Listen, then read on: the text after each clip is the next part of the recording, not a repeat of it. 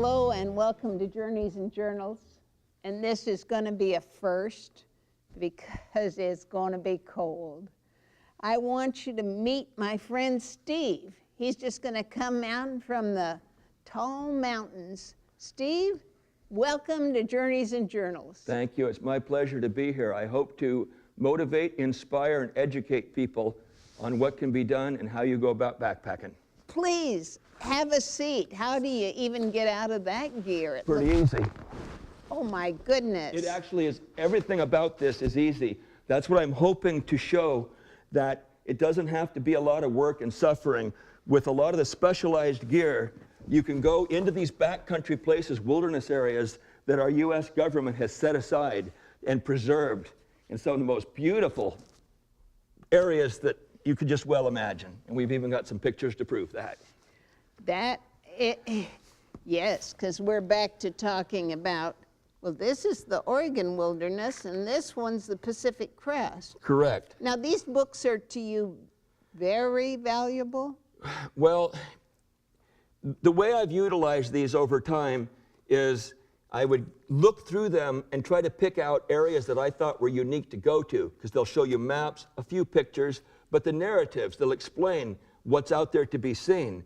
And then I might be able to choose that to go back. For instance, this is a page on the Sky Lakes Wilderness area that is up off of Highway 140 between Medford and Klamath Falls, Southern Oregon. As you can see by the amount of lakes, there's a lot to see.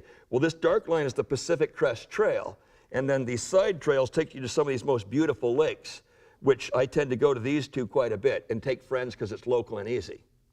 So you're talking California, you come over the Siskiyous, the highest pass on I-5. Correct. Between Canada and Mexico, the Siskiyou Pass at 4,000 some odd feet is the highest. The Grapevine out of LA is slightly lower. And so here we go. This Crest Trail, have you hiked a bunch of it? I've been on parts of it in Yosemite. I've been on various parts of it through the Cascades, and some of it around the west side of Mount Hood.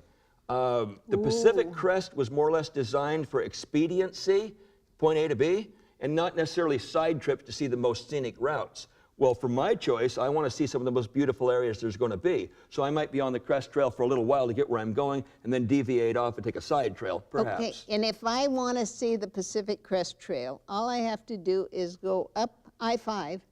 Yes. And I get to the summit, and it's a stone's throw from there? Yes. At the summit, it takes off westerly, following the road that goes to the ski lodge, and then continues more westerly and then south, crossing the Klamath River. Then it goes back to High-5. It goes a little bit south, half a mile, crosses under the underpass. You've got to get across the freeway right by the restaurant there. I don't remember the name of it. McClanahan's or something. Callahan. Callahan's. I knew you'd help me out. That's... and then there it continues through the Soda Mountain Range, and then north and crosses Highway 140 near Lake of the Woods, Mount McLaughlin and such, and then picks up this area, Sky Lakes, continues to Crater Lake and on, Diamond Lake, et cetera, et cetera. So you've done those?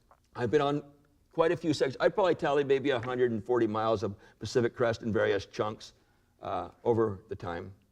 Because I know some kids who walked from California to Washington, but the big brother had gone from Mexico to Canada.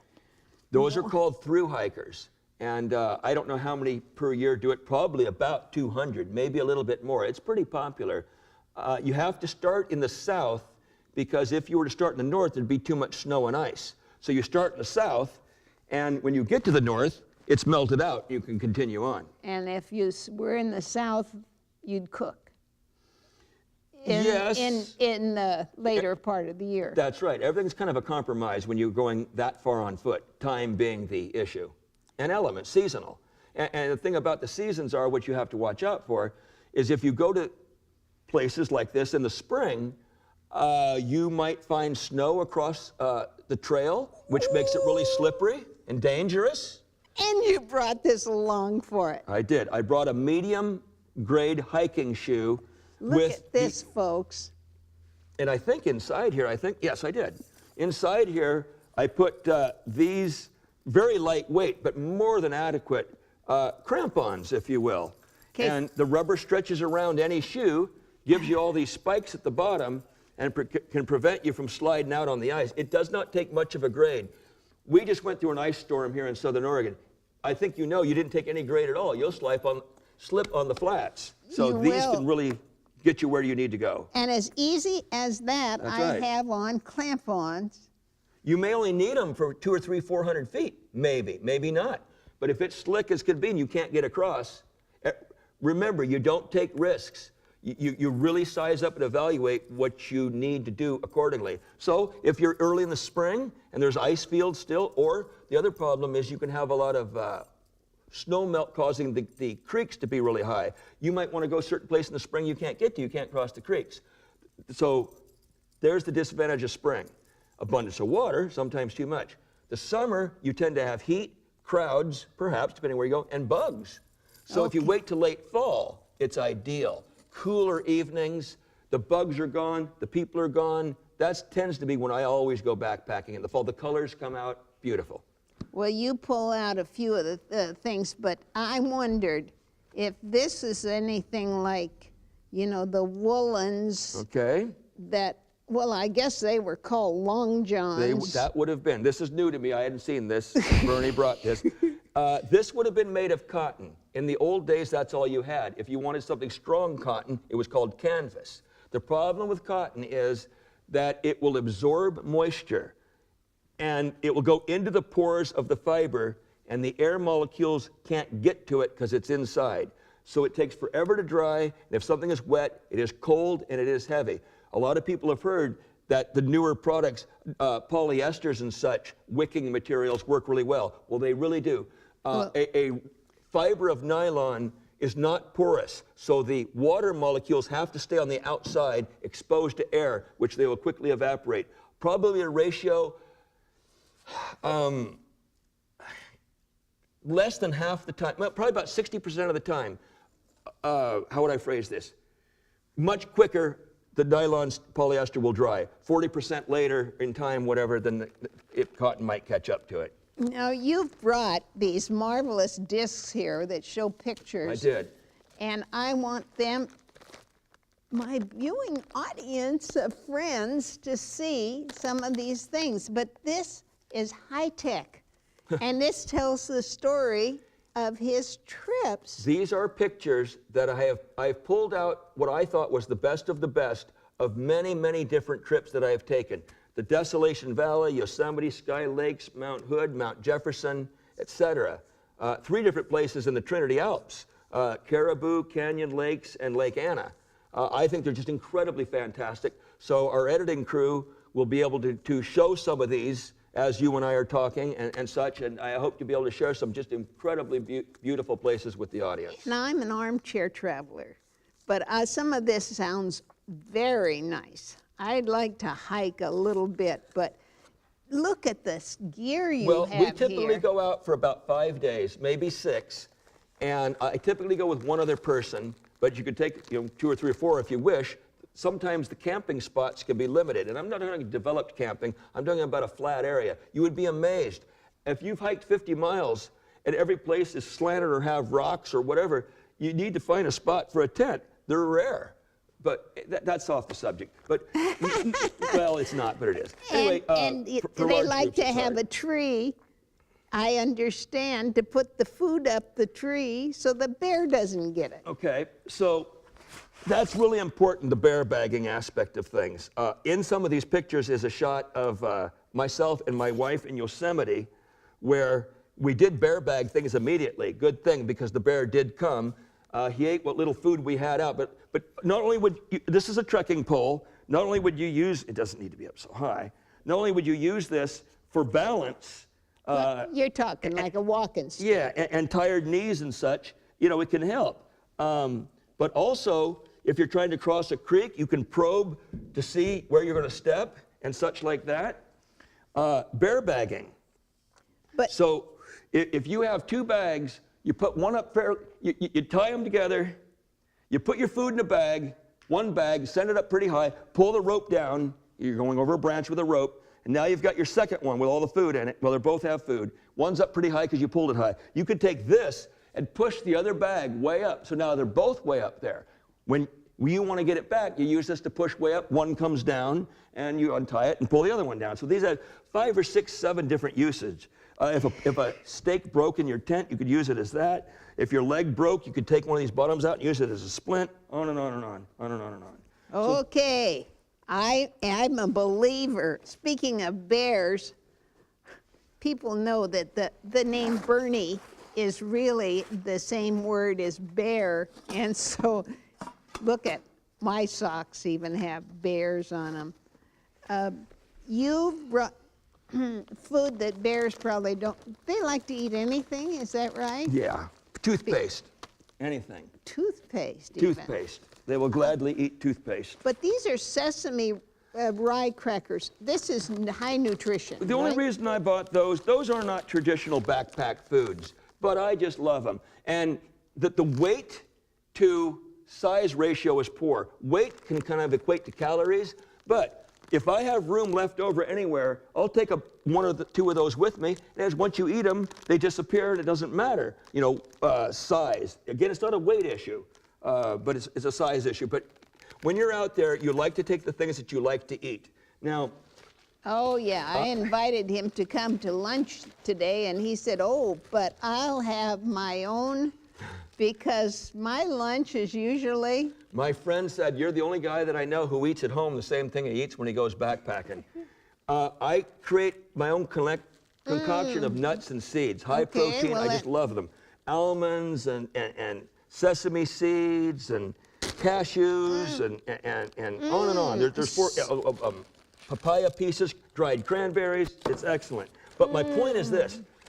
The best way to take your food is to put fairly limited amounts in a bag. I don't want to fill this bag because if a bag breaks, then you're losing things, and they could puff down. So you would take bags and bags of different foods. I really enjoy these peas. These are dehydrated, but I put these in a stew. I'll take like a cup of soup. There's lots of different Oriental soups, and there's lots of things like that. And then I will add possibly You're ramen, talking 5 days. 5 days of food. Now, what it would take 2 bags about this size to have 2 guys eat well 3 times a day. And what I typically do is I typically take the utilities, which weights up, and then I have my other guy take all the food, so we share the weight. But it would take about that much food. Okay, this is nothing but like a simple little pillowcase. Well, this is an actual stuff sack. It's water resistant. That's the name of it. Yeah, and the advantage of a stuff sack is you can stick everything in there, compress it down, and put it in there. It helps to be organized. If you just throw everything in your pack, no good. Where if it's in bags, specific things can go in specific bags, like a sleeping bag, for instance. This up here would be the sleeping bag. Now, the problem with backpacking to get started is that it takes, well, gear for one thing, and that costs. So if you go with me, I've got all the gear. I'll even provide your food. My friends, they just show up. I've got everything. But here's a sleeping bag. This is a down sleeping bag. They make synthetic ones nowadays, but I'm kind of a purist from the old days. This will loft up more over time and become really fluffy. Now I can sleep in 10 degrees in this sleeping bag if I'm wearing base layers, which was a whole other thing. These are fairly thick. I've got a top and I've got a bottom that are base layers, meaning that they would go under, well, this would go over this, and then the base layer from my bottoms would go under this. And they're fairly, you see, they're soft and warm and cozy. And if you're in the cold environment, these never come off. I sleep in them. I put my clothes back on over them. You know, we're talking 20, 30 degrees. I'll be glad to go in an environment like that. You never let yourself get cold. And with this stuff, you just don't. So anyway, high-tech, nice sleeping bag. Just love it. There's a tent. There's a nice tent. I'm not going to bother to take it out, but there's a tent here that could fit 2 or possibly 3 people. This down in here is an air pad that I'm not going to bother to take out either. You're not roughing it. No, I've never been cold. I've never been hungry. I've never been uncomfortable. We're not roughing it. That's the point I want to emphasize. You don't have to suffer. that air pad will blow up to about that thick with 11 breaths and be about this wide. My shoulder and my hip never touch the ground. I sleep quite well. I'm insulated from the ground. We can sleep on snow and ice. We've done this time and time again. Base layer, sleeping bag, pad. You wake up cozier than can be. You're just laying there going, oh. And there's nothing more wonderful to wake up than to wake up and be there already. Oh, yeah. You've got your days ahead of you. Breakfast is waiting. And it's just a marvelous feeling. And we're on our schedule. Time doesn't matter. Okay. What did I find here in the box? You're holding a water filter replacement cartridge. It's important to purify your water if you're in a environment where the water isn't running fresh and pure like from a snow melt. People say to do it all the time. This is a replaceable cartridge that goes into this filter. Oh. You take this thing here, this goes into the top of your bottle. It's a brand name called Nalgene. But if you take this, which they don't break, you can drop them off a cliff, they won't break. If you take this and stick this in the top, put this in the top of your filter, just push the hose on, and then if you take your little input part, that goes to the bottom of the filter, this bulb can go in a creek, a lake, any kind of water. I've even been to a situation where we were in a very, very damp meadow, no free water. We took our feet, stamped down about that deep, about that round, came back 20 minutes later, it was full of water, murky. We put this in there, filtered it, pure water. Breakfast, lunch, and dinner from that spot. Actually, it was probably dinner and breakfast, then we moved on. But then this thing pumps, and you can pump purified. There's gaps in here, a micron small, to keep out bacteria. Giardia, I forget the name of the other one, but bacteria. So you're in great shape for water. So that's one of the things that you should have. Are you folks getting enthused about going backpacking? Well, My this is what you goodness. have to go do it. If Now, you're going these to are- go out 5 days. And these are 6 days. pictures of those places. Well, we'll just shoot a few of them, because when you were telling me about Mount Hood, I got real excited about that. Mount hike. Hood was so spectacular. We went in late October, and there were still wildflowers and ice fields. A new view every day as you circumnavigate the entire mountain at the average of about 6,000 feet. It was just incredible. So here is a stove that I won't fire off in here, but Thank you. It uses white gas. You pump it up a few times, turn it on, and a blue flame with significant intensity. This little guy roars. And then you just set it there like that, and you put your pot and pan on it, and I can boil water, I don't know, 3 minutes or something. Oatmeal and hot cocoa, and the oatmeal I would use, I would throw a handful of this in there also, and it becomes quite the meal. So a stove like this is available at all your outdoor stores, and it's an absolute necessity. We do not suffer. Oh, I can see that. I'm going to grab this, because this is something pretty interesting, folks. Yes, that thing there. This, when I said, what is it? It looks like a bucket, but it's canvas. Rubberized canvas. This is a water bucket. It's not necessary, but I find it quite convenient. The water could be hundreds of yards, half a mile, perhaps from where you choose to camp. It may be a small amount of water. It might be a large creek. You may have to stand on a rock and lean over. The point is, if you're standing over there pumping, you can only get so much into a bottle. With this, I can walk over to any creek or stream, scoop up a very large amount, walk it back to camp. It will sit vertical. I pump out of it, and we have enough water not only to drink, to cook, and to do dishes.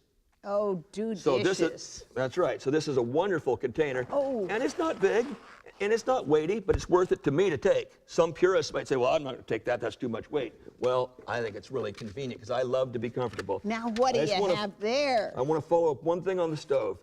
If this stove, wherever it went, is sitting here on the ground, the wind could be blowing. It would blow the heat away from under the pot. And if it's blowing a lot, it won't blow it out. But if you take this thing and put it like so, then your pot can sit in there. No wind can get at it. And even if it's not windy, the additional heat has to go up the sides of your pot. So this is a simple windscreen, which is very important because it could get windy. And At 7,000 feet, 8,000 feet in the clear. I'm guessing this is also safety, Well, because sure. your fire is not going to jump over to some grass. Right, but And we clear safety. an area anyway. We usually have rock. We're on granite usually. I wanted to hear that because backpackers are very, very conscious of safety. Very much so. Very much so. You brought so much. You must have first aid gear. Have you Well, ever had to help somebody else? This entire pouch is dedicated to first aid related stuff. Antibacterials, large gauze pads. You could get a big abrasion. You could rip something open, possibly. You need more than Band-Aids. Right. So this is full of everything, including my toothbrush and all that's just in there. Bandages in case you have to wrap something to relieve muscle pain and strain and such like that. Now, And then there's a bunch of utility stuff in here. Oh, knife and a compass and all that. There's a map bag here. Quite often I'll just draw something as simple as a map bag. well, that way Very- you can push it forward or point it forward, and you'd be able to look at it without taking your pack off. If this was sitting forward, this is just a simple hand-drawn map. I don't take the whole book with me. It weighs a lot. It'll get kind of messed up. Yeah. If I just draw a simple map, I go, well, it's 2 miles of the lake, and the trail is on the far side of the lake. Okay, fine. So One piece of paper versus this that's book. right. That's right. Now, I want to ask about girls, women, backpackers. Okay, we can try this.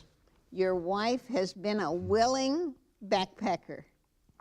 Yes. How about the kids? When we first got married, I took her to Yosemite for a couple of nice trips. Memorable. We talk about it to this day.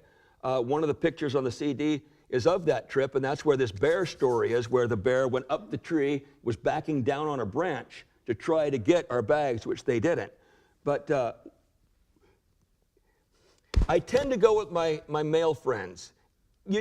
She doesn't want to do the degree of endurance that we choose to do. Now We that- go 50 miles, 40, 50 miles. But some of your Sometimes. male friends go on these walks and then choose to rest there while you go up to the top of the mountain. I have a friend who, when he comes with me, he wants to rest all the time. He says, it's a nice place right here. We should stay a while. The problem is, if we do that for 5 days, we'll never get to the end. So, Now, what about the scouting? You took kids on these kinds of outings? there would typically be an adult for every possibly 5 to 6 kids. So there was 15 kids, you got 3 adults or whatever. We thought it was, that the program for scouting obviously is to introduce children to a lot of adventures. So Yes. I went along. I was able to, my day job allows me to have flexibility to go along with these kids, because it was typically in the summer, but if you're working, you can't go. So I was an adult able to help out doing that. And again, that helped get me back into the interest of this thing. But I guess with our limited time, I just want to emphasize that it can be relatively easy. You have this stuff on your back. It doesn't necessarily weight you down all that much because the weight transfers well. You can rest anytime you want. When you take this bottle and drink a third of it on the spot, you feel alive. When you wake up in the morning in a beautiful zone, having worked fairly hard to get there, I know it sounds contradictory, but you have got to walk, but it's not strenuous. It might be switchbacks, it might be strenuous briefly, but a lot of this is easy walking. Sky Lakes, it's just great. And just to be out there amongst Mother Nature and never be cold and eat and sleep, like I said earlier, there's nothing that I do that's more physical, mental, and spiritual than backpacking. Everybody should seize the opportunity if you can to give it a try. And if you know somebody's already hooked up with all the stuff, all you have to do is just go along. Yeah, because it does cost money if you were going to go invest. But what hobby does? There's over $1,000, $1,200 worth of stuff sitting here. And what hobby, if you went into photographs, if you went into travel, if you have any of these other hobbies, Absolutely. and this will last you for a lifetime? A lifetime. This stuff will not wear out. So I'll just use it endlessly. So I tend to buy stuff that's a little higher quality because it'll last, but I can also appreciate what it offers me, not being cold. The stove doesn't go out. I don't get bacteria. I mean, I've got great stuff here, and it makes for a great adventure. And it's brought you in touch with a lot of people on the trail that you never would have dreamed of meeting. Absolutely. And hopefully, Absolutely. they're watching.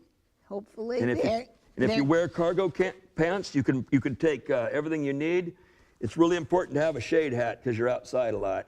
And as you saw, it folded up in my pocket. Oh my goodness! You know, so everything's just simple. And you've got boots here. Well, I'm wearing my fairly heavy-duty hikers because I wanted to come showing you how I would normally travel. Cargo pants and thick socks. And cargo pants have pockets, pockets, and so that makes you'd have. I would typically have, and this is important, I tend to sweat a fair amount, even if I'm not working hard. So I carry a sweat rag so that I can wipe things down, my head, the back of my neck, so I'm not soaking anything, and that stays in the other pocket. So constantly I'm pulling this out, putting this hat away. Oh, now we're in the shade for a long time, so I'll put on a beanie hat instead, which is probably one of those somewhere, but I'm not going to look for it. Well, here it is. This little guy, polyester. You put this guy on, the air doesn't touch your scalp. Very warm. I rarely wear more than this. But if I did, if I did, then I could put on this. Oh my, this guy's serious. We don't suffer. It's warm. You sit back and you just enjoy life if you need to. And you can just take it all with you. And you know, it's a sense of confidence. You have everything you need, you know how to use it. You can just be a part of life, part of the world in which we live. Folks, you've been on lots of trips with me before.